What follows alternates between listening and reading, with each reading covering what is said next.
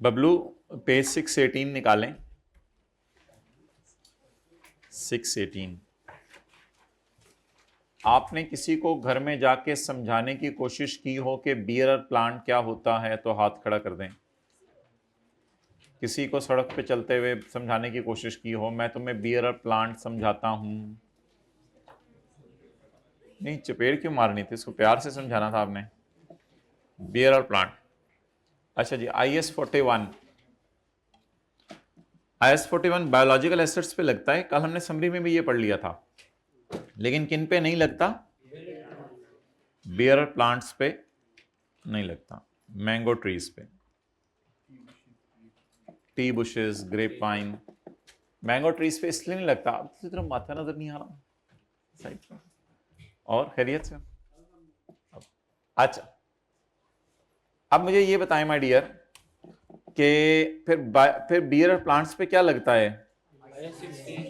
IS-16। अच्छा जी, agricultural produce at point of harvest पर भी क्या लगता है?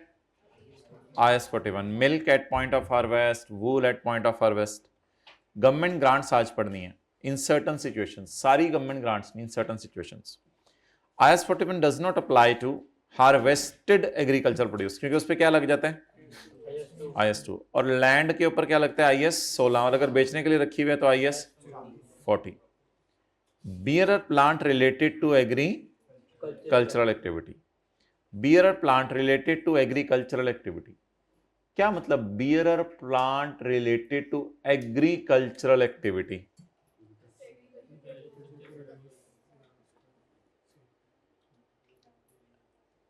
मैंगो ट्री इसलिए लगा हुआ है ना कि मैंगोस प्लक करके बेचने हैं, तो मैंगोस प्लक करके बेचना एग्रीकल्चरल एक्टिविटी है।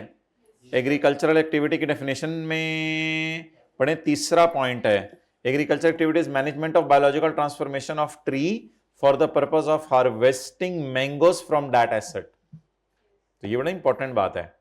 उसने पता है क्या लिखा है? उसने ये नहीं लिखा कि IS-41 does not apply to bear plant. Bear plant पे नहीं लगता, और वो प्लांट किस लिए था? एग्रीकल्चर। लेकिन उसके ऊपर उगने वाले does apply to produce on those bearer plants. Intangible assets related to, अगर intangible asset related to agricultural activity हैं तो भी नहीं लगेगा। यानी जाहिर बात है, आपने इंटेंजिबल्स कोई रखे हुए हैं जिसपे लिखे हुए हैं कि 10 जानवर हैं हमारे पास, 2 जानवरियां हैं, ये सारा जिसपे आपने लिखा हुआ है, सॉफ्टवेयर है वो। तो ये तो वही है जो डायग्राम हमने एक सफ़े पे पढ़ी थी। शीप से निकलती है वूल, फिर आगे उससे आप जो मर्जी बनाएं। ट्रीज से निकलते हैं गिरे हुए ट्रीज, और फिर आगे उससे लकड़ी बनाएं, लॉग, लंबर। फिर नीचे के डेयरी कैटल से मिल्क निकलता है, फिर आगे मिल्क से आप फ्रूट चाट बनाएं। एक से कारकेस निकलता है, कारकेस उसका ढांचा होता है, गोश्त टाइप। कॉटन प्लांट्स से कॉटन हार्वेस्ट होता है। शुगर केन से, चीनी नहीं, खुदा का खौफ करो, शुगर केन को काटते हैं तो गन्ना निकलता है, फिर आगे उससे चीनी। टोबैको प्लांट से लीव्स निकालते हैं तो बाद में उससे टोबैको बनाते हैं। टोबैको तंबाकू, पता नहीं जो इस्तेमाल करते हैं तंबाकू उन्हीं को पता होगा।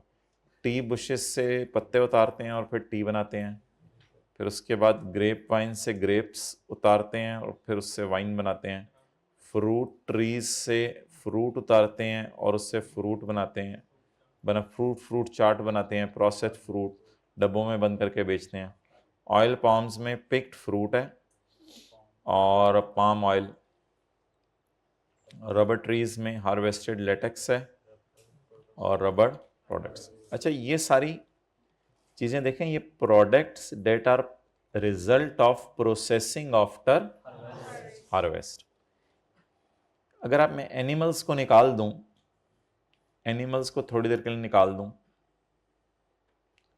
तो आप अगर फील करें ये सारे काम उस मैदान में हो रहे हैं जहां ये फसल काश्त हुई हुई है। Felled trees, harvested cotton, harvested cane, picked leaves, picked grapes, picked fruit, harvested latex. ये सारे काम उस मैदान में हो रहे हैं जहां पे ये दरख्त लगे हुए हैं, लेकिन ये काम उस मैदान में होने जरूरी नहीं है। ये किसी फैक्ट्री में जाके साइड पे जब बैठ के आप कहीं भी कर लें, ये उस मैदान में नहीं काम होने। तो असल में एग्रीकल्चर प्रोड्यूस बिल्कुल एट पॉइंट ऑफ हार्वेस्ट होती है ये वाली। बाद में फिर एट पॉइंट ऑफ हार्वेस्ट, अच्छा ये सारी चीजें तो वैसे ही क्या किस में चली जाती हैं, इन्वेंट्री में, लेकिन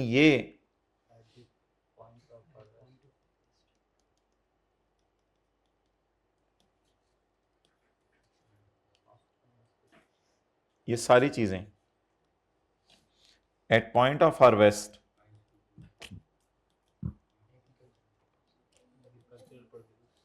इनका नाम होता है एग्रीकल्चरल प्रोड्यूस, और आफ्टर हार्वेस्ट IS2 लगे। चले मैंने तो नोट कर लिया, मेरा पेपर है, अल्लाह बचाए, वैसे हो गया है पेपर। अच्छा ये उसी तरह के आपको मैट्रिक ज़रा दोबारा करके आना बेटा।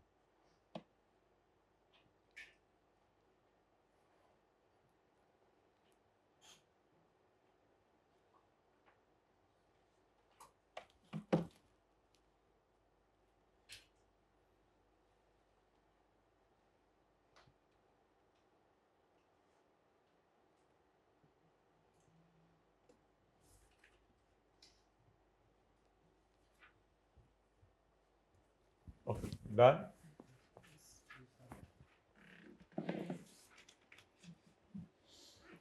अब जरा अल्फाज पढ़ते नहीं और देखते नहीं आपके जहन में क्या आ रहा है। एग्री कल्चरल एक्टिविटी, वो जो गधा था बड़ा हो रहा था, फॉर सेल और क्रिएटिंग एडिशनल बेबीज, और agricultural produce, agriculture G milk बना था उसे, एग्रीकल्चरल प्रोड्यूस।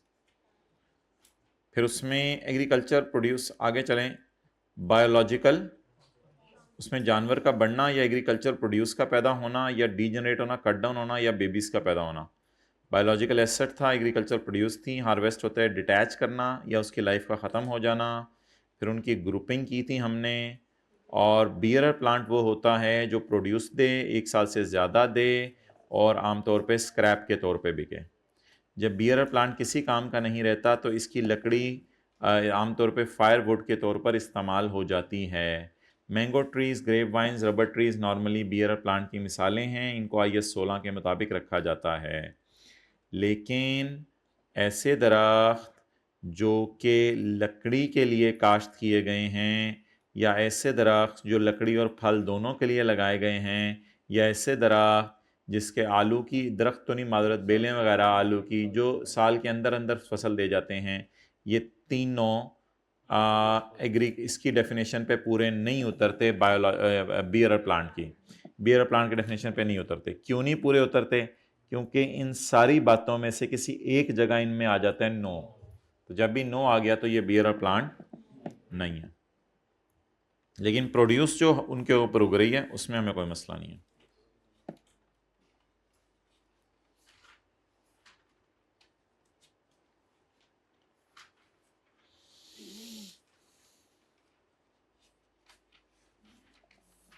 चलें जी, government grants.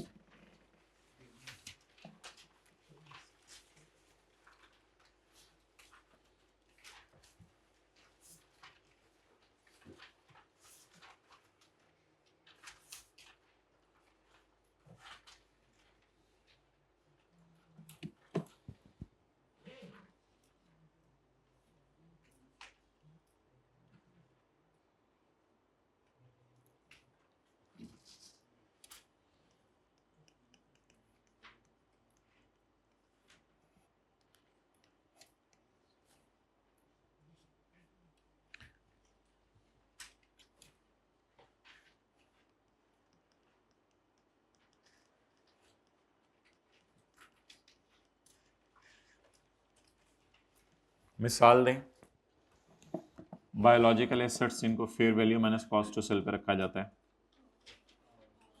Cause, sheeps, goats,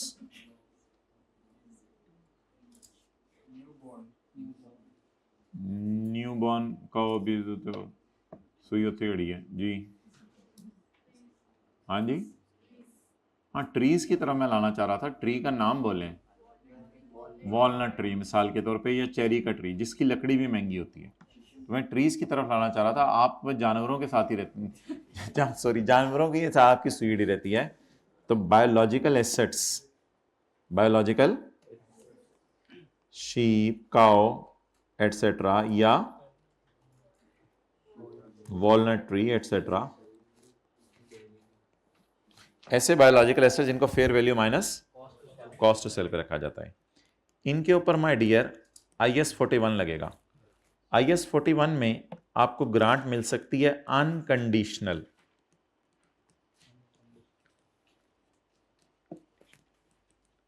अच्छा, अनकंडीशनल किसी चीज का होना अच्छा है या कंडीशनल होना अच्छा है? अनकंडीशनल होना अच्छा है ना। आजादी, अनकंडीशनल आजादी है, कोई कंडीशन नहीं। अगर आपको अनकंडीशनल गवर्नमेंट ग्रांट मिले तो आप इसको डाल दें P&L में, रिकॉर्ड इन P&L, फिर तो कोई मसला ही नहीं। रिकॉर्ड इन P&L व्हेन,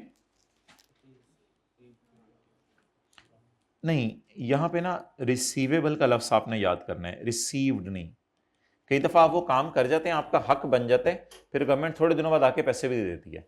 तो यहां पे पेपर में रिसीव्ड का लफ्ज नहीं लिख के आना आपने, रिसीवेबल। तो जब आपको ग्रांट लेने का हक बन गया, गवर्नमेंट ने कहा यार आप ऐसा करो, आप शीप्स खरीदो, हम आपको ग्रांट देंगे, आपने शीप्स खरीद ली, शीप्स खरीदने के लिए आपको ग्रांट देंगे, तो अब आपको ग्रांट्स मिलने का हक अगर बन गया है तो उसको रिकॉर्ड कर लें। तो recorded in P&L when grant becomes receivable. अच्छा, कई दफा गवर्नमेंट कोई किसी क्लास से आ रही है, फिर घर से late, conditional grant, conditional grant को आप रिकॉर्ड कर दें P&L में व्हेन, बोले बोले बोले बोले व्हेन कंडीशन इज मेट, जब कंडीशन पूरी हो जाए।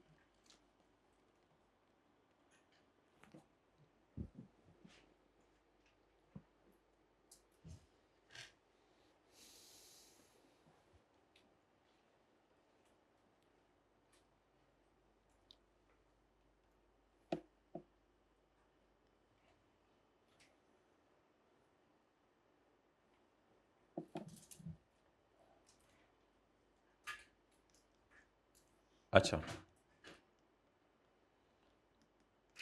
और अगर BRL प्लांट है या biological asset kept at cost, ये कौन से थे biological asset kept at cost? ये वो वाले सींग वाली गाय थी जो भी नई नई पाकिस्तान में आई है और उसकी फेयर वैल्यू पता नहीं चल रही। तो biological assets kept at cost, इस पे IS 20 के रूल्स लगेंगे गवर्नमेंट ग्रांट्स, जो PPE पे लगते थे, क्योंकि ये तो PPE में आती हैं। फिर IS 20 के रूल लगेंगे, फिर IS 41 के रूल नहीं लगेंगे। IS 20 में फिर आपने गवर्नमेंट ग्रांट्स पढ़ी हुई हैं।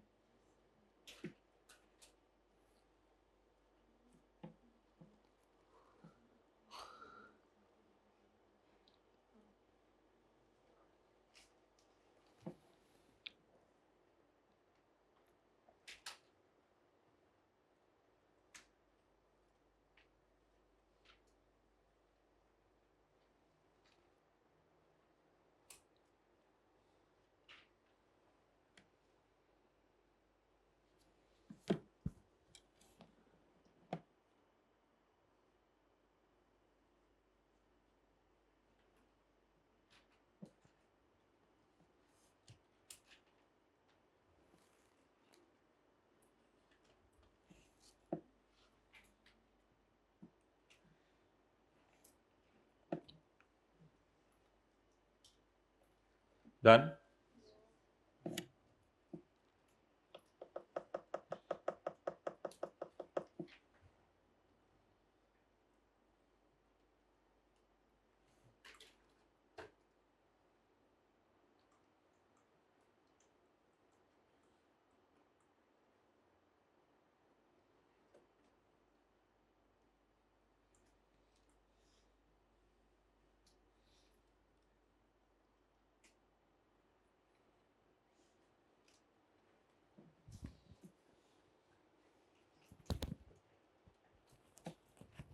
पॉज करना।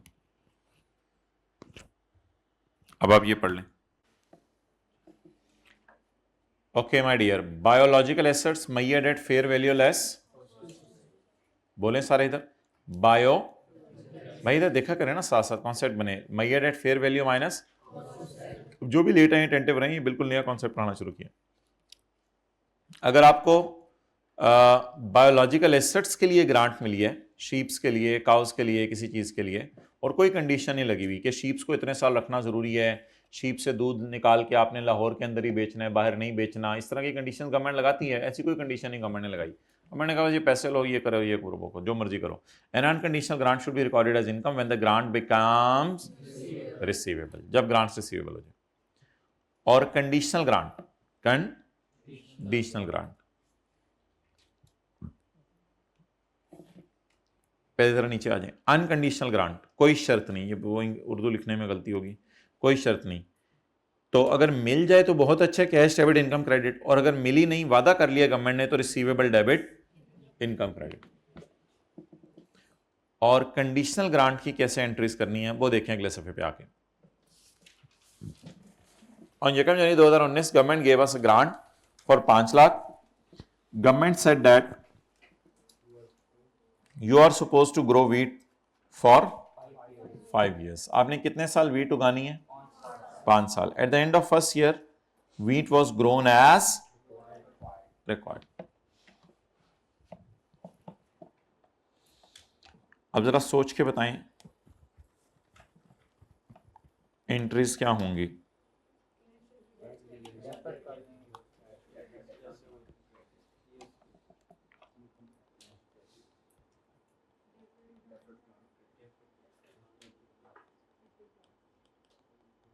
लाइबिलिटी कर लें, डेफर्ड ग्रांट कर लें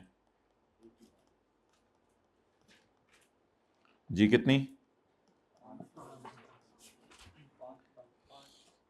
इसको इनकम में क्यों नहीं लेके गए?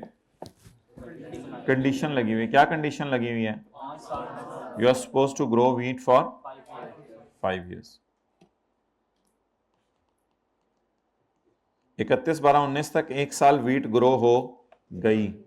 अब क्या एंट्री करें?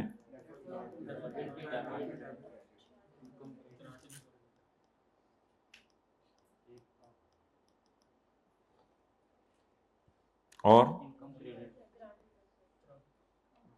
P&L grant income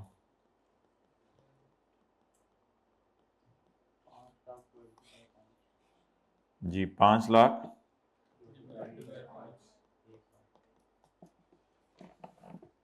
1 lakh.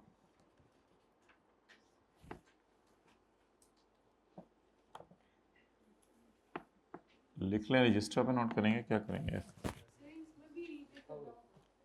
जी मैं बताने लगा वो।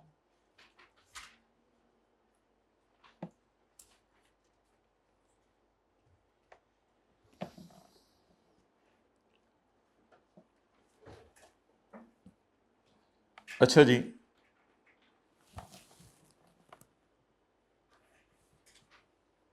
अब आप मुझे ये बताएं कि कंडीशन लगाने वाला 2 तरीके से कंडीशन लगा सकता है। एक तो ये कहेगा कि तुम 5 साल तक वीट ग्रो करो, हर साल ग्रो करते रहो। अगर 2 साल तक ग्रो कर दी तो फिर जो 2 साल के पैसे तुम इनकम में ले गए वो ले गए, बाकी 3 साल के तुम्हें वापस करने पड़ेंगे। ये कंडीशन लगाने वाला ये भी कंडीशन लगा सकता है कि तुम जैसे ही ग्रांट लो तुमने उसको पूरा करना है, और 5 साल तक तुमने चौथे साल भी अगर कंडीशन वायलेट कर दी तो सारे पैसे इमीडिएटली तुम्हें वापस करने पड़ेंगे। उसमें मैं ये नहीं देखूंगा कितने तुम इनकम में ले गए हो या नहीं ले गए। ऐसी सूरत में तो आपको इनकम में लेके जाना ही मुनासिब नहीं है हर साल। तो इस सवाल में कोई इतनी हार्ड शर्त नहीं लगी हुई थी, इसलिए मैं 1 साल की इनकम बुक कर ली थी। लेकिन अगर इसी सवाल में लिखा होता, ये एग्जाम्पल 1 है, अगर यही लिखा होता एग्जाम्पल 1A और इसमें लिखा होता assume if you do not meet condition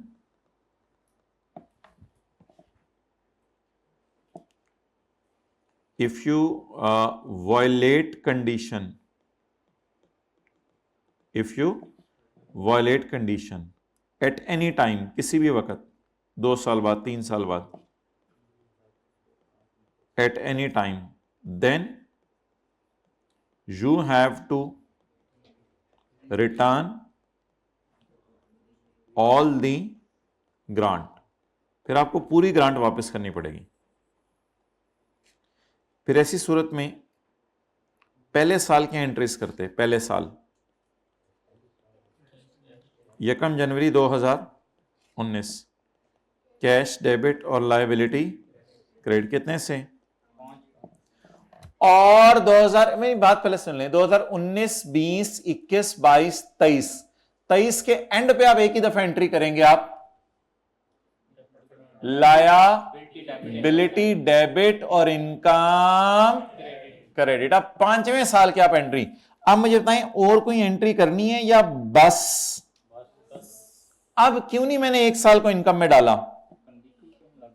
Assume if you violate the condition at any time, then you have to return you return all the grant। तो फिर तो अब मैं मारा गया। लेकिन इस सवाल में इतनी सख्ती नहीं थी, इस सवाल में बस उसने लिखा था कि government said that you are supposed to grow wheat at the end of first year, wheat was grown as required, बस आगे कुछ ऐसे लिखी नहीं हुई ऐसी सख्त बात। तो अगर सख्त बात ना लिखी हो तो फिर नरम तरीके से सवाल को चला लीजिएगा।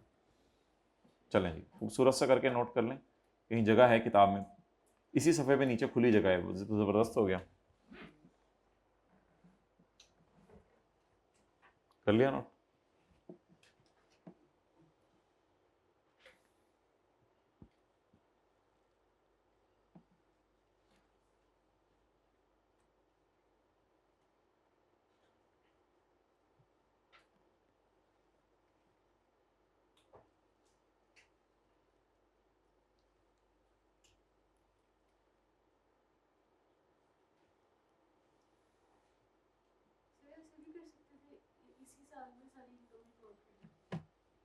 नहीं, इसी साल में तो इनकम नहीं। अगर उसने कहा कि 5 साल तक ग्रो करो फिर तो 5 साल, और अगर उसने कहा 5 महीने ग्रो करो तो फिर इसी साल सारी इनकम रिकॉर्ड कर लें।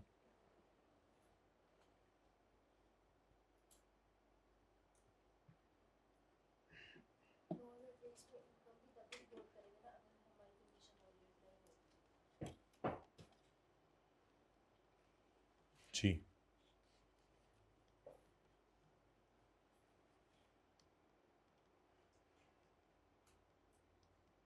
नो अदर एंट्री इन 2019 लिख लें।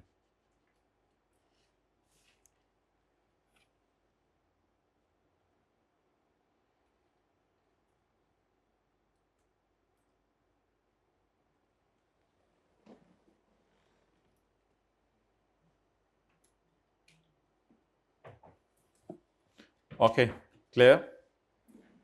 चलें जी आगे।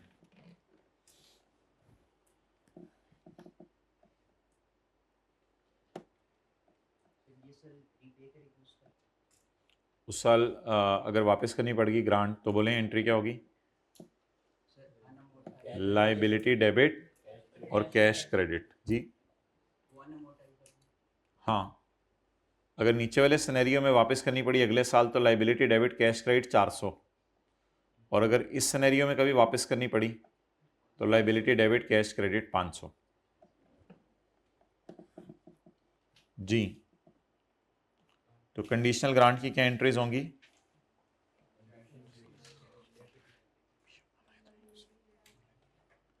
कैश डेबिट लायबिलिटी क्रेडिट, और व्हेन कंडीशन इज फुलफिल्ड, और जब कंडीशन पूरी हो जाए liability debit may be recorded on yearly basis, may be immediately on meeting condition, and may be after 4 to 5 years भी तो हो सकता है ना। तो यानी कंडीशन पूरी करते ही या ईयरली बेस पे, कई दफ़ा कंडीशन ऐसी लगी होती है ना कि तुम ये पैसे ले लो और तुम गाय खरीदनी है बस जो मैं बताऊं उस नस्ल की, तो अब वो गाय ही आपको 2 साल बाद मिली, तो भी पैसों को लायबिलिटी में रख लें, फिर हर साल इनकम में ना डालें, फिर 2 साल बाद, जब भी 1.5 साल बाद, पौने 2 साल बाद गाय खरीदें, फौरन उसको इनकम में डाल, वो इनकम में बुक कर लें। ओके,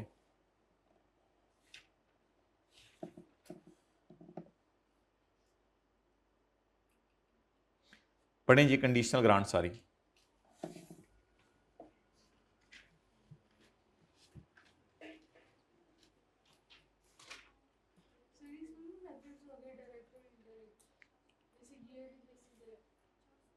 इसमें जो IS-20 में थे,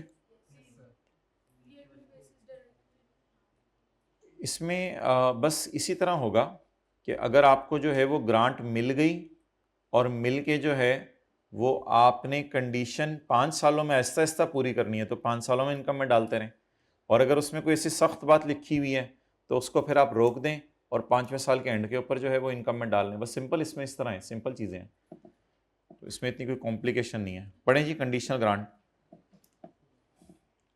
if a government grant related to a biological asset measured at fair value less is conditional, including when government grant requires an entity not to engage in specific activity। इसमें ये भी हो सकता है कि ये खरीदना ये नहीं खरीदना, not to engage in specific activity। An entity shall record the government grant in P&L when and only when the conditions attaching to grant are met। Partial recognition भी हो सकती है। Terms and conditions of grant vary। For example, a grant may require an entity to farm in a particular location for 5 years, जैसे wheat है, and require the entity to return all the granted forms for a period shorter than 5। In this case, the grant is not recorded in P&L until the 5 years have। ये कौन सी हमारी example थी? Excellent, excellent, excellent। Example 1A। However, the terms allow part of it to be retained। अगर terms allow करें part of it to be retained, तो फिर क्या करें? According to this, according to the time has left, the entity recorded that part in P&L as the time passes। ये कौन सी example है? Example 1।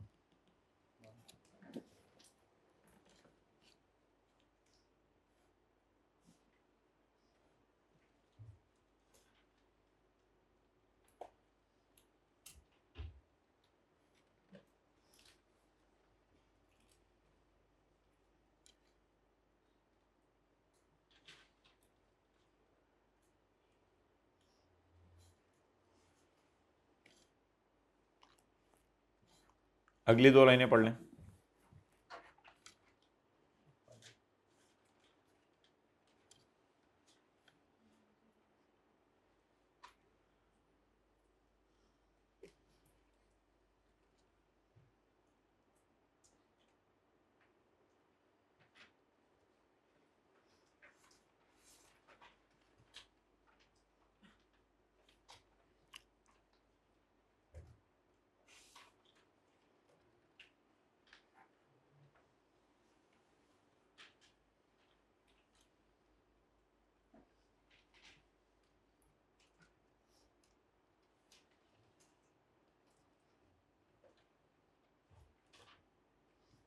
Done.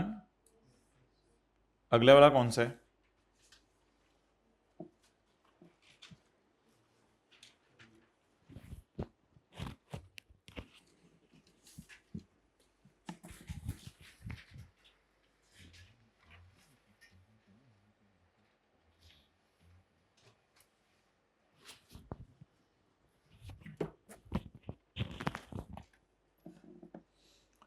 अगर जो है if the biological asset has been measured at cost, मिसाल दें biological asset has been measured at cost, सींग वाली काओ, और इट्स बियर, जिनकी फेयर वैल्यू मालूम नहीं होती, ज़्यादा अच्छा जवाब है, और it is then requirement of IAS 20 accounting for should be applied.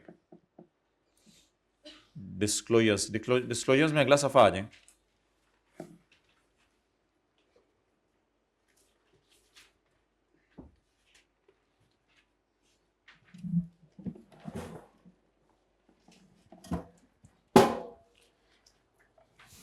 अच्छा जी, हम थोड़ा सा ना किसी कंपनी की फाइनेंशियल स्टेटमेंट्स देख लेते हैं, फिर उसके बाद हम आगे चलते हैं।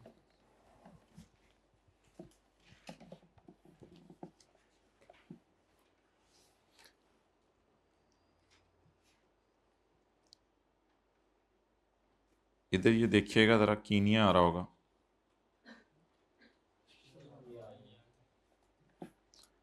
अच्छा जी, ये अब मैं आपको एक फाइनेंशियल स्टेटमेंट्स दिखा रहा हूं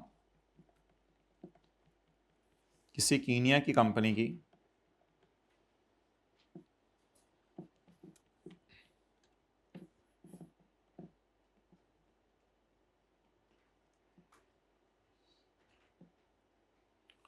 प्रिंसिपल एक्टिविटीज इनकी क्या हैं? Growing, packing and selling of avocado, ये देखा होगा आपने फल, avocado. Growing, cracking and selling of macadamia nuts, आप इसको अखरोट की तरह समझ लें। अच्छा, the cultivation and sale of tea green leaf, forestry development, forest and sale of forestry products, जंगलात। Live stock farming, live stock जानवर, उनके फार्म हाउस बनाना, एनिमल्स को फीड करते हैं, और सेल ऑफ बीफ। और इसके बाद ब्लूबेरीज डेवलपमेंट। तो सारी ही एक्टिविटीज बजाहिर इसकी एग्री कल्चरल एक्टिविटीज हैं। तो ये एक फाइनेंशियल स्टेटमेंट्स हमें मिली थी जिसमें काफी ज्यादा जो है वो IAS 41 की आपको एप्लीकेशन नजर आएगी।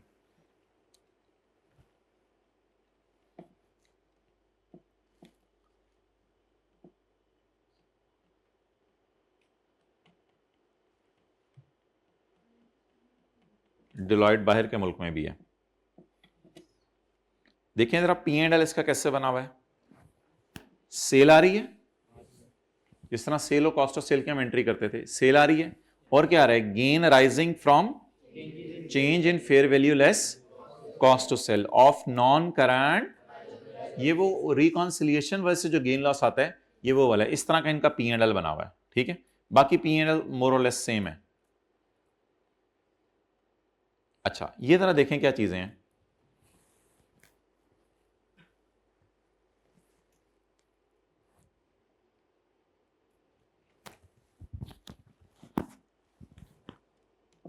PP बायोलॉजिकल एसेट्स,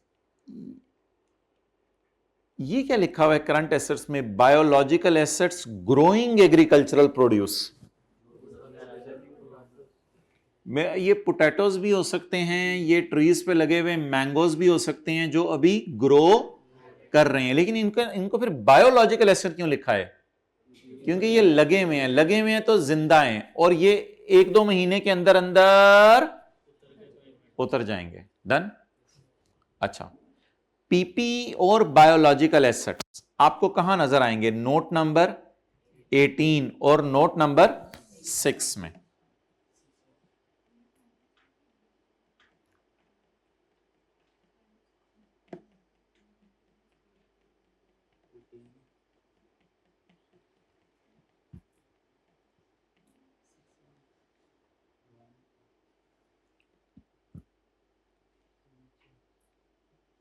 पहले मैं नोट नंबर 18 में जा रहा हूं।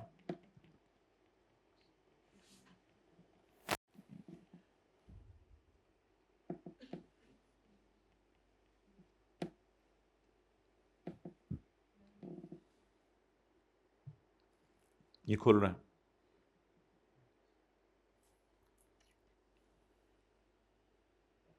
Note number 18,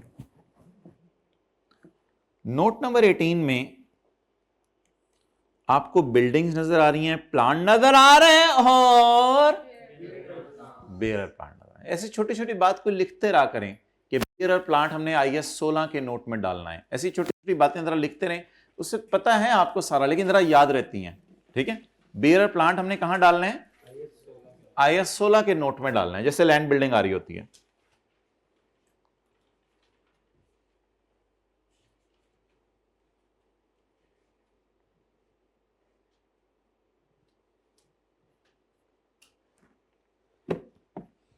done. तो एक चीज हमने क्या सीखी आज कि किसी कंपनी के हमने मैंगो ट्रीज या एप्पल ट्रीज देखने हो तो वो हमें कहां मिलेंगे? PP के नोट में, बियरर प्लांट में। और अल्लाह का शुक्र है साथ साथ ये डेप्रीशिएट भी हो रहे होंगे। डन। अच्छा जी, आगे चले माय डियर, और कौन सा नोट था? Note number 6, biological assets.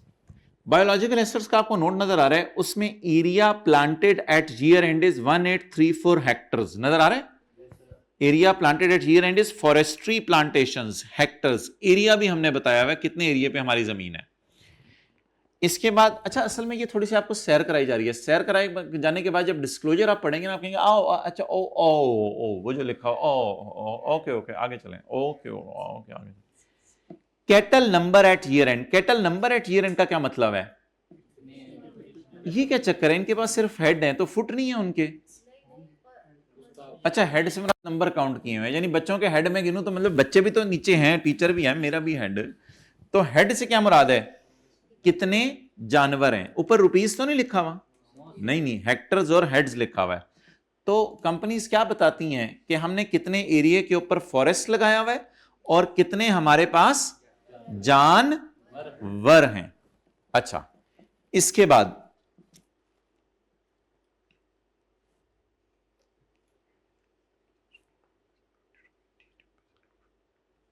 ऐसी एक लाइन पढ़ा रहा हूं, ये लाइन आपको समझ आ रही है?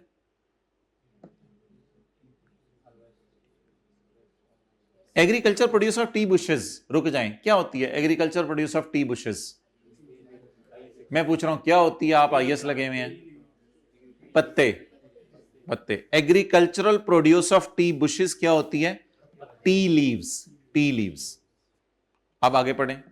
इज हार्वेस्टेड ग्रीन लीफ, लिखा भी उसने आगे, इज लीफ, ये ग्रीन कलर का होता है, बड़ी बात नहीं, हम पर्पल का समझ देते। Is harvested green leaf which is processed soon, यानी वो तीसरा वाला काम भी हो जाता है, which is processed soon after harvest in a to made tea. और timber is included under inventory. Timber क्या होती है? लकड़ी। वो कहां पड़ी हुई है? वो होगी इसकी। अच्छा जी, टिम्बर से मुराद ये है कि वो कोई लकड़ी के दरख्त भी लगाए होंगे ना लकड़ी काटने के लिए, ये उसका टी से कोई ताल्लुक नहीं है। अच्छा, इसके बाद अगली चीजें मैं आपको मोटी मोटी दिखा दूं नोट नंबर 6 में, और हमारे अगर काम की कोई चीजें आ रही हैं।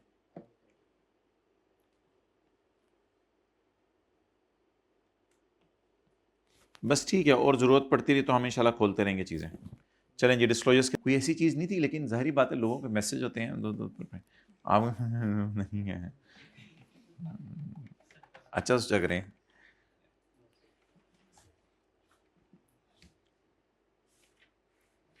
चलें जी, डिस्क्लोजर शुरू करने लगे हैं। बटन खोल लें अपने, बटन खोल लें, डिस्क्लोजर शुरू होने लगे। उत्ते वाला खोल रही है, तुम्हारी मेहरबानी पाई जान। Disclosure, general disclosures. कौन से disclosures? An entity shall disclose the aggregate gain और लॉस। अच्छा, हमारे पास ना एक और सोर्स भी है डिस्क्लोजर्स की। अब मैं इसमें से मुनासिब समझ के देख लूंगा, अगर आपसे कोई शेयर चीज करनी हुई तो मैं आपसे उसको शेयर कर लूंगा इंशाल्लाह through a screenshot, just like yesterday. वो नोट्स में स्क्रीनशॉट भी आपको पता है पड़े हुए थे। ये ना आई कैप ने फाइनेंशियल स्टेटमेंट्स अपनी वेबसाइट पे अपलोड की हुई है। उसमें आई कैप ने सारे स्टैंडर्ड के डिस्क्लोजर्स के रेफरेंसेस दिए हुए हैं कि IS 41 में पैरा 41, IS 41 में पैरा 43, IS 41 में पैरा 50। तो उसने ये सारे डिस्क्लोजर्स के रेफरेंसेस दिए हुए हैं माय डियर। तो इसको भी मैं थोड़ा आपको दिखाना चाहता हूं। एक नोट है जिसकी हेडिंग है बायो एट 31 दिसंबर 2009 लाइव स्टॉक कंप्राइज 2051 कैटल, जिसको थोड़ी देर पहले मैंने आपको पढ़ाया। उधर हेड्स के नाम से लिखा हुआ है, इधर अंग्रेजी में लिखा हुआ है। क्या फर्क पड़ता है, बताना ही है यूजर्स को। पिछले साल इतने थे, उसमें इमेच्योर कितने हैं? 51। इस तरह यूजर को दिखा देना बात लिख के, it is called as disclosure.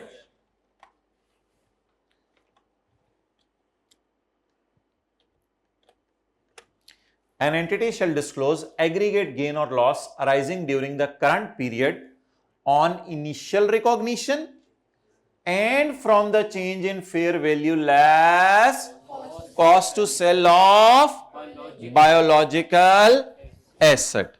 My dear, ये बात नॉर्मली P&L के फेस पे ही शो हो जाती है। ये बात अभी P&L का फेस में आपको दिखा के आया था, change in fair value less cost to sell, जो ईयर एंड के ऊपर रिकॉन्सिलिएशन की वजह से गेन लॉस आता है। तो N entity shall disclose the पूरा गेन और loss arising during the current period on initial recognition पे भी लॉस आता है। पहली क्लास वूल के ऊपर लॉस आया, वूल के ऊपर नहीं, वो एनिमल खरीदते ही लॉस आया था। तो एनिमल खरीदते ही लॉस आता है क्योंकि कॉस्ट टू सेल आ रही होती है। तो यूजर को नंबर 1 क्या बताएं, गेन और loss rising during the current period on and from the change in fair value less, ये एक यूजर को बताएं। दूसरी चीज क्या बताएं, N entity shall give a description of each group of biological, yes it is the description, और खुल जा, it is the description cattle, it is description. Description मतलब बताएं क्या क्या है, यानी ये ना जगह जगह लिखा हुआ we have animals, we have animals, we have animals. किसी ने कहना बंदा भी सोशल एनिमल है, नहीं नहीं, बताएं कौन से एनिमल्स है हमारे पास। अच्छा कैटल क्या होता है, कैटल मवेशी, कौन से,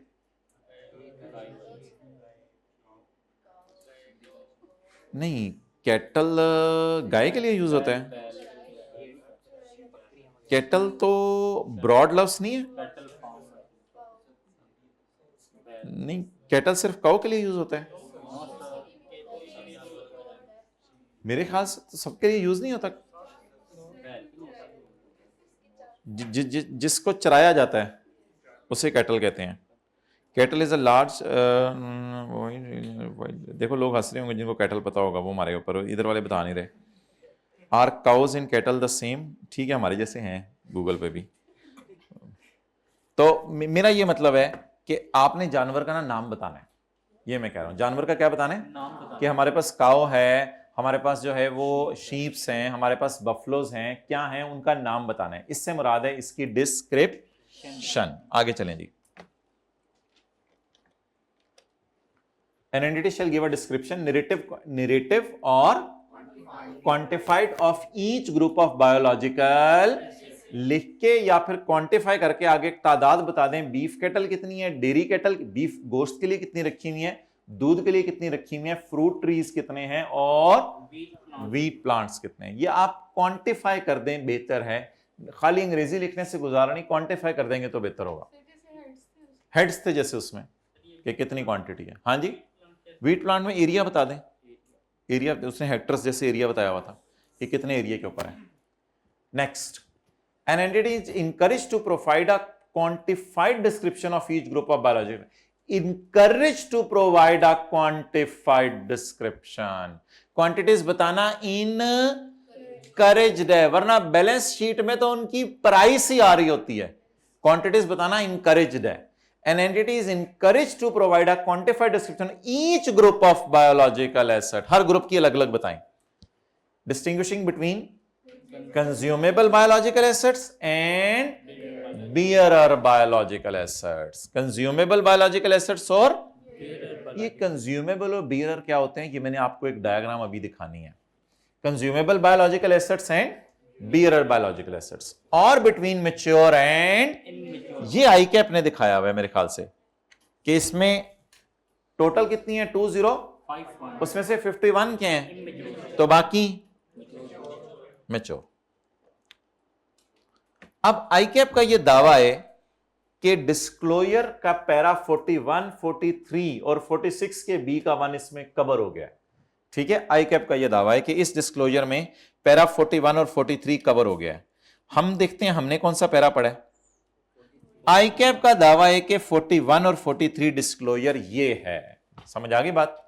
तो अगर हमारे पास और जानवर या ट्रीज होते तो उनको भी हम यहां पे ऐड कर देते। तो अल्हम्दुलिल्लाह अब मैं स्क्रीनशॉट इसका आज अटैच कर सकता हूं आपके साथ, जिसमें मैं जो है 41 और 43 का रेफरेंस भी अगर दे देंगे तो आप परेशान नहीं होंगे। आगे चलें। तो ये छोटा सा डिस्क्लोजर था पैरा 41 और 43, और ऊपर वाली चीज कहां कवर हो जाएगी, हमारे पी एंड, और ये चीज नॉर्मली कहां कवर होगी, पी एंड एल के फेस में या notes to the financial statements में, नोट्स में नॉर्मली कवर हो रही है। कुछ समझ आ रही है थोड़े थोड़े डिस्क्लोजर क्या होते हैं। ओके आगे चलें। An entity shall present a reconciliation, ये तो आप बना रहे हैं। आई कैप की बनाई हुई देख लेते हैं, आई कैप की बनाई हुई देख लेते हैं। पैरा 50, 50 बी, पैरा 40, 50, काफी सारे पैराज इसने कवर किए हैं यहां पे। Reconciliation of changes in carrying amount, इसको इसने अलग नोट बनाया या नोट की दुम में डाल दिया है? नोट की दुम में डाल दिया। नोट का नाम इसने वही रखा हुआ है बायो, और नीचे रिकॉन्सिलिएशन डाल दिए। Carrying amount at start of year increase due to purchase, change in fair value less due to price change and due to physical change, and decrease due to cell of life stock, and carrying amount at मनोअन। कल हमने as it is ये बनाया था, कल हमने as it is ये बनाया था, वो जो प्राइस और फिजिकल चेंज वाला। उसमें हमने एक काम और किया था कि हमने ओपनिंग लिखे थे 10 जानवर, परचेज 1 की डाली थी, लेकिन जो न्यू बॉर्न एक यहां डाला था उसको उठा के फिजिकल चेंज के अंदर फेंक दिया था। An entity shall present a reconciliation. Reconciliation कहां जाएगी? P&L में, बैलेंस शीट में, या नीचे notes to the financial statements में? नोट्स में जाएगी रिकॉन्सिलिएशन।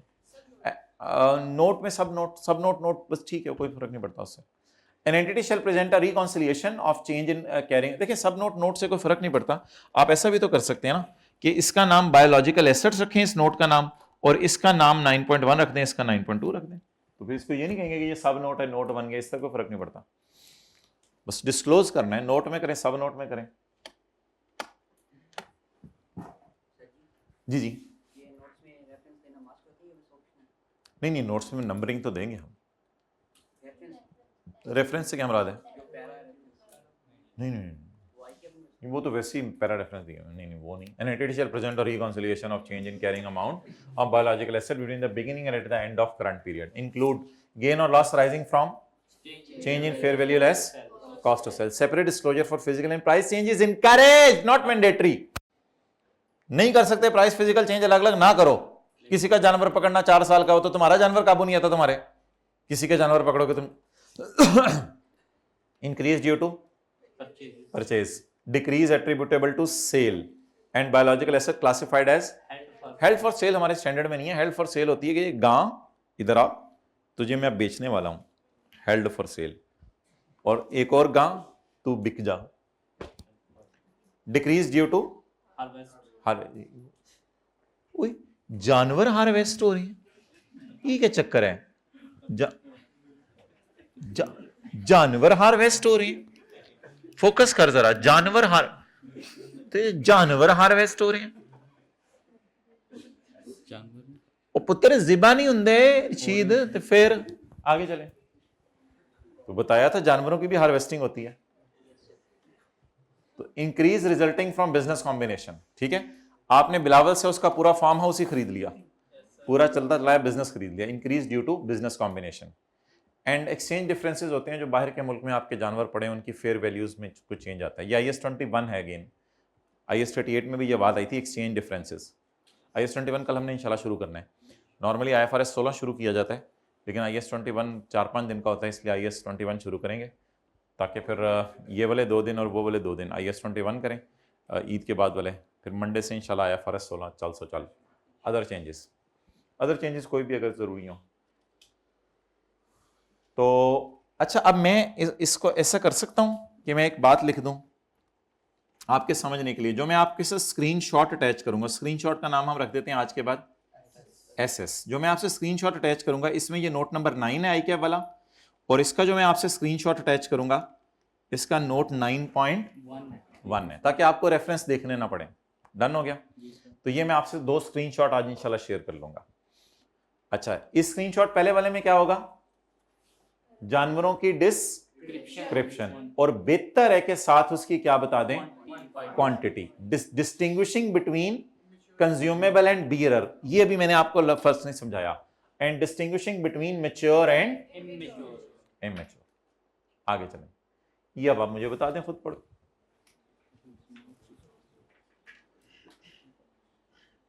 अगर फाइनेंशियल स्टेटमेंट्स में जो इंफॉर्मेशन पब्लिश हुई भी है उसमें और कहीं नहीं डिस्क्लोज किया हुआ, तो फिर ये भी बताएं। नेचर ऑफ इट्स एक्टिविटीज, अभी वो जो कीनिया वाली दिखाई थी, उसने पहले सफे, उसने तो P&L बैलेंस शीट आपको पता है शुरू होने से पहले ही एक सफे पे लिख दिया था, मैं ये काम कर रहा हूं। 6-7 काम वो कर रहे थे मेरे ख्याल से। तो कहीं नेचर भी तो बताए ना अपने बिजनेस की। ऐसा ना हो कि जानवर नजर आ रहे हो, देखने वाले को पता ही ना चले कि जानवर दूध बसते हैं या कट्टन बसते हैं, तो पता ही ना चले कि फॉर स्लॉटर हैं या फॉर मिल्क हैं, वो तो फिर यूजर को पता है। तो इसलिए सबसे पहले अपने बिजनेस की क्या बताएं?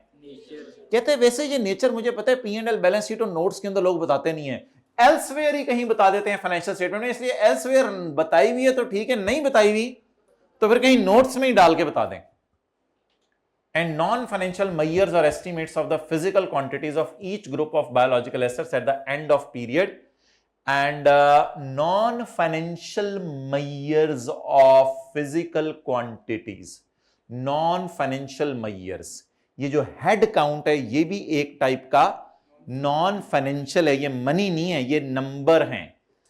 या अगर खुल के मैं बात करूं, आउटपुट ऑफ एग्रीकल्चरल प्रोड्यूस, कितने किलो आपके जो है वो इस साल दूध निकला, ये भी मुझे कहीं बता दें, या कितना आपका वूल निकला ये भी बता दें. आउटपुट से क्या मुराद है? केजी ऑफ मिल्क, यानी कितने केजी मिल्क निकला, या केजी ऑफ मैंगोज.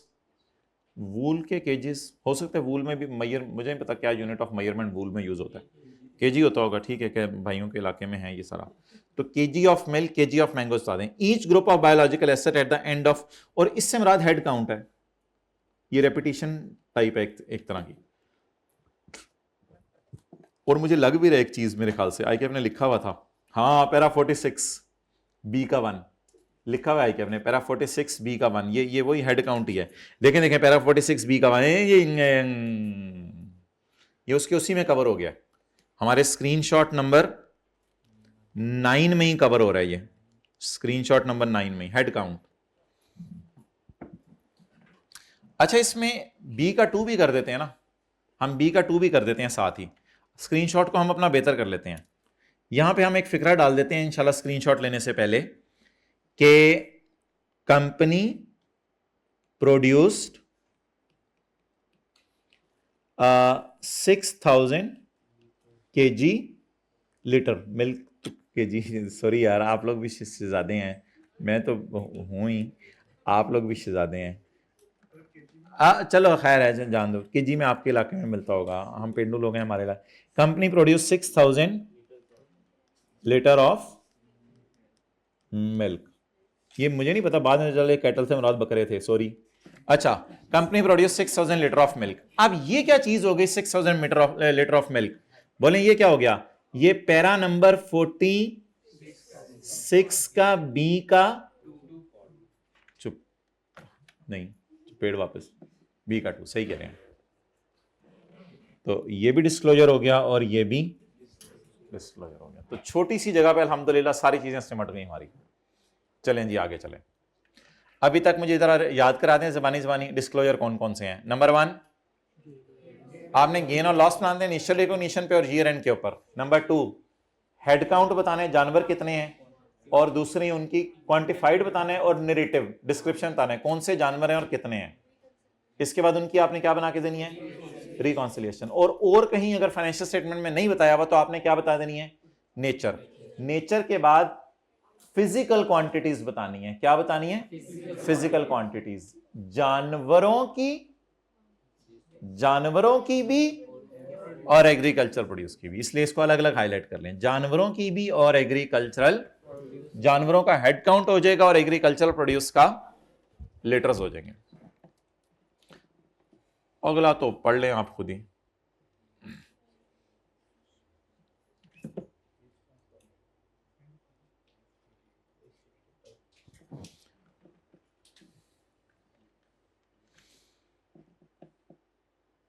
ये नहीं आई कैप ने डाला हुआ, ये कीनिया वाले में देखते हैं.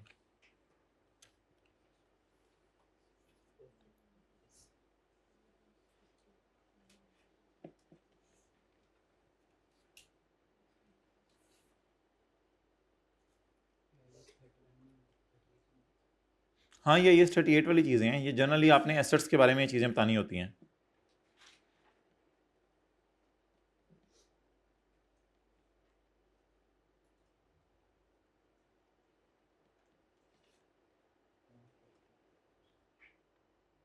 हाँ मिल गया अल्हम्दुलिल्लाह, मिल गया.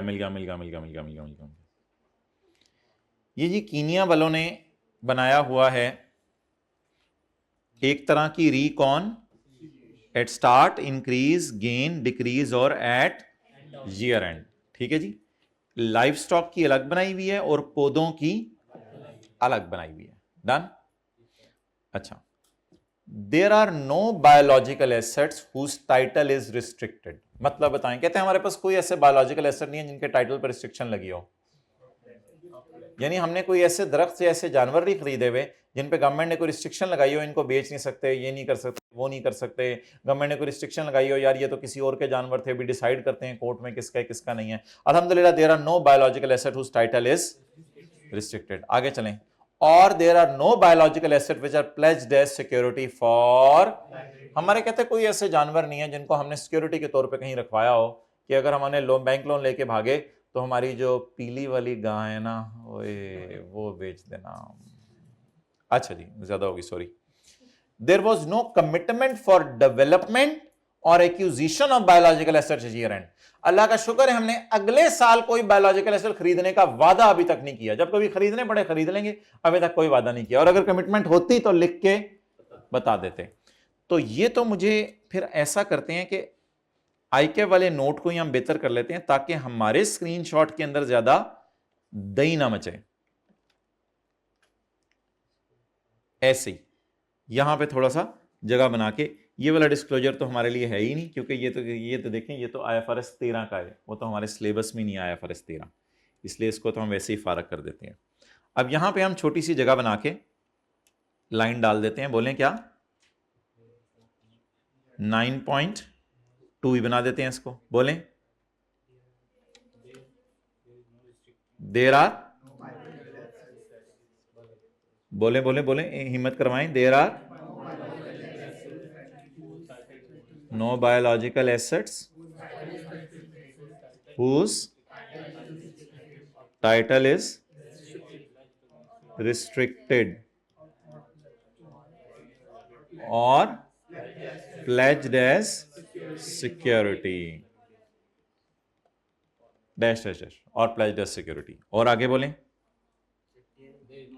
अब अगला नोट का नंबर डालना हुआ डाल दीजिएगा। आगे बोलें।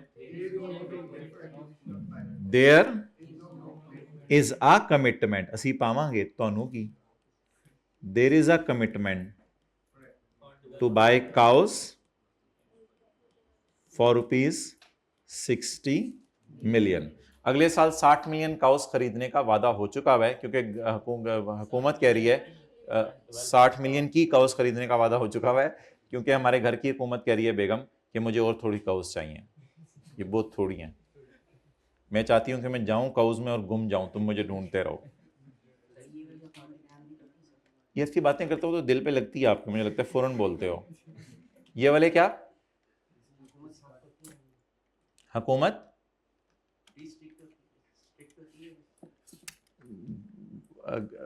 कौन सी जो बेगम होती है वो रिस्ट्रिक्ट होती है या नहीं? देखो कितना टेक्निकल सवाल इसने पूछा है। इसके ऊपर माय डियर किताबें लिखनी है लोगों ने। ये दूर के ढोल सुहाने, ये बस मैं कहूंगा। पढ़ें जी आगे। आजकल तो सड़क पे मैंने देखा है, उसने वॉक कर रहे थे मियाँ बीवी, अच्छे वाले पढ़े लिखे लग रहे थे, और उन्होंने जो लड़ाई करनी शुरू की है, वो बच्चे के उठाने उठाने पे लड़ाई हुई है। और मैं एकदम गाड़ी पार करा, मैं चीपा चीपा क्या शुरू हो गया है। तो अच्छे वाले पढ़े लिखे इंजीनियर डॉक्टर्स लड़ रहे होते हैं ऐसे। An entity shall disclose, entity shall disclose the existence and carrying amount of biological asset whose title is. ये क्या मतलब होता है एग्जिस्टेंस एंड कैरिंग अमाउंट? यानी ऐसे बायोलॉजिकल एसेट हैं भी या नहीं है, और वो कौन से हैं, और अगर हैं तो उनकी कैरिंग अमाउंट क्या है, जिनके टाइटल के ऊपर क्या है? Restriction. And the carrying amount of biological assets pledged as security, the amount of commitment for development और acquisition of and financial risk management strategies relating to agricultural activity. मुझे financial risk management strategies बताएं relating to agricultural activity. मुझे बताएं agricultural activity कैसे expose होती है financial risk से। अगर दूध की प्राइसेस गवर्नमेंट के कंट्रोल में है तो फिर इसका मतलब है आप उस रिस्क को मैनेज करने के लिए क्या स्ट्रेटेजी अपना रहे हैं। हो सकता है आपने दूध की प्राइसेस किसी अगले बंदे से पहले ही तय कर ली हो, कोई ऐसा मसला हो सकता है, कई स्ट्रेटेजीज लोग बना लेते हैं इस रिस्क से बचने के लिए, लेकिन कई लोग स्ट्रेटेजीज नहीं भी बना पाते। अब मिसाल के तौर पे मैं आपको ये कीनिया वाली अगर फाइनेंशियल स्टेटमेंट्स दिखाऊं तो इन्होंने लिखा हुआ है कि financial risk management is carried out, financial risk को मैनेज कर रहे हैं हम बाय फाइनेंस डिपार्टमेंट। शुक्र है, हमने समझा था सेल्स डिपार्टमेंट मैनेज करेगा। Under policies approved by board of, ये क्या पॉलिसीज हैं जिनसे तुम फाइनेंशियल रिस्क मैनेज कर रहे हो? These policies provide principles for overall risk management as well as policies covering specific areas such as foreign exchange risk, interest rate risk और credit risk. हमारे लेवल पे हम इसकी मिसाल सिर्फ क्रेडिट रिस्क लिख लेते हैं क्योंकि बात इतनी ज्यादा इस लेवल पे टेस्टेबल नहीं है। फाइनेंशियल रिस्क मैनेजमेंट की मिसाल हम सिर्फ लिख लेते हैं क्रेडिट रिस्क। अब बताएं आप क्रेडिट रिस्क को कैसे मैनेज करते हैं? क्रेडिट रिस्क को ऐसे मैनेज किया जाता है कि आप दाएं बाएं वाले लोगों से पूछते हैं कि इस बंदे को मैंने ये चीजें सप्लाई करनी है, ये जानवर बेचने लगा हूं, ये उधार पे ले रहा है, पैसे भी दे सकेगा या नहीं दे सकेगा। या उसे कहते हैं कि भाई ये जानवर ले लो, अगला बंदा कहता है मैं महीने बाद पैसे दूंगा, आप कहते हैं अपनी बेगम का जेवर सिक्योरिटी के तौर पे रखवा दो। तो आप अपना क्रेडिट रिस्क, वो तो खुद कंगाल हुआ पड़ा है, आप अपना क्रेडिट रिस्क मैनेज कर रहे हैं। तो क्रेडिट रिस्क वही मैनेज, क्रेडिट रिस्क मैनेज करना यही होता है कि आपने साथ वाले को पैसे दे दिए, अब आप परेशान है कि यार इसको मैं मैनेज कैसे करूं, तो उसका बैग ही रख लें अपने पास, उसका रजिस्टर रख लें FAR 2 वाला, अभी तक लेक्चर 12 वाला, लेक्चर 12 उसमें नोट हुए हैं, कितनी प्रेशियस चीज आपने रख ली। तो आगे चलें जी। Agricultural activities often expose to, climatic बोलते हैं, पता नहीं क्लाइमेटिक बोलते हैं, जो भी आप लोग बोलते हैं, हमें तो उधर से पढ़े हुए हैं उर्दू मीडियम टाइप से। Agriculture activities often expose to climatic disease and other natural risks if an event occurs that gives rise to a material item of income or expense। अगर कभी मटेरियल आइटम ऑफ इनकम और expense आ जाए, disease की वजह से क्या होगा? मेरे ख्याल से तो मटेरियल एक्सपेंस आएगा। डिजीज लगेगी तो मैंगो मांजो भी नहीं लगेंगे देखने में, मैंगो सारे बेचारे जामुन की तरह नजर आएंगे। तो disease and natural risk, climatic changes आ गई, हवा आई और शेख रशीद के बाग के सारे मैंगो बिलावल के बाग में ले गई, climatic changes. If an event occurs, और ऐसा हादसा हो गया कि एक को तो खर्चा आ गया, दूसरे को इनकम हो गई, वापस कर देंगे इंशाल्लाह। If an event occurs that give rise to material item of income, बहुत ज्यादा इनकम आ जाए इसकी वजह से, या बहुत ज्यादा एक्सपेंसेस आ जाए। नेचर फिर बताएं क्या हुआ था, हवा चली थी, आंधी चली थी, या कोई पास से गुजरा था, बताएं। The nature and amount of debt item are disclosed in accordance with IAS 1। Examples, मतलब IAS 1 की नजर में अगर वो मटेरियल है तो बता दें। Examples of such an event include outbreak of viral and disease, there is a flood, there is a sphere, कहत कहत होता है मेरे ख्याल से, पता नहीं, and a plague of insects, insects का पूरा झुमगट्टा आ गया। चलें जी, ये तो ऐसे बच्चों वाला, ये खुद ही पढ़ लें। अगला डिस्क्लोजर तो बच्चों वाला है, हम तो बड़े हो गए हैं, अगर हमें बच्चों वाले डिस्क्लोजर पढ़ाएंगे तो हमारा क्या बनेगा?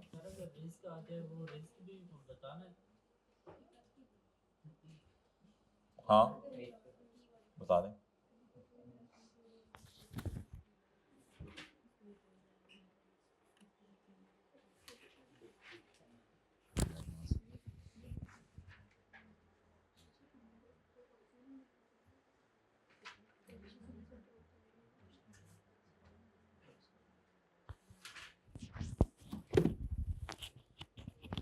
बना दो दूसरा पार्ट। भाई ये किसके डिस्क्लोजर है, जल्दी से बताएं।